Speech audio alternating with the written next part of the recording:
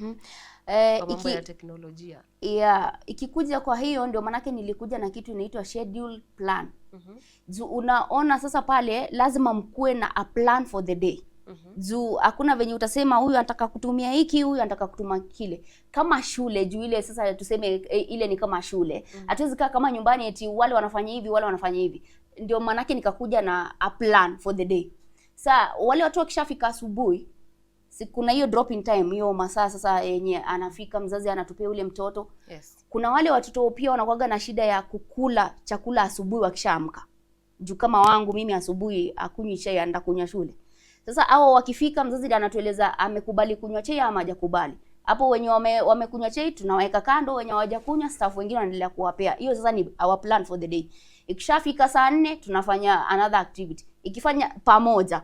Kama ni hiyo ya kulearn tunasongesha wale wadogo pale wanapo activity yao, wale wa kusoma pale wanapo activity yao. Yaani we have a plan for the day mpaka jioni. Kwa hivyo yani tunafanya kitu common.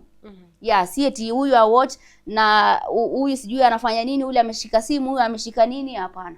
Lazima we have a common thing na kuna hiyo time entertainment. Ikishafika entertainment hapo sasa tumewawekea runinga pale. Tunawawekea hizo makokomelon na kama ni hao wakubwa wa kusoma au lazima hata kama tutawa provide simu zetu ama tablets, we have all of them, tunawekea vitu ambao ni educative.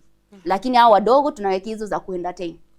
Kwa hivyo ni kusema kwamba upande wa equipment wise, kama Lea Wow Kids mmejipanga. Tumejipanga kweli kweli. Pale si kuweka mchezo juu wale watoto wadogo lazima ukue na a lot of things ndio ule mtoto asiboeke.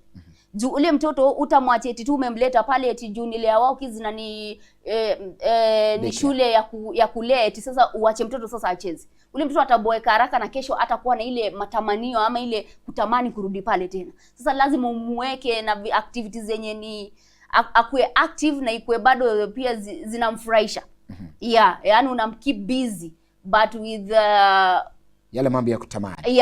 Vitu za kutamanisha. Sasa hii anafanya hivi, ukiona hiyo kitu imembo, unamwekea ingine. Ukiona ni kama tu mtoto wako pale nyumbani ambao wanapenda kuwatch cartoon.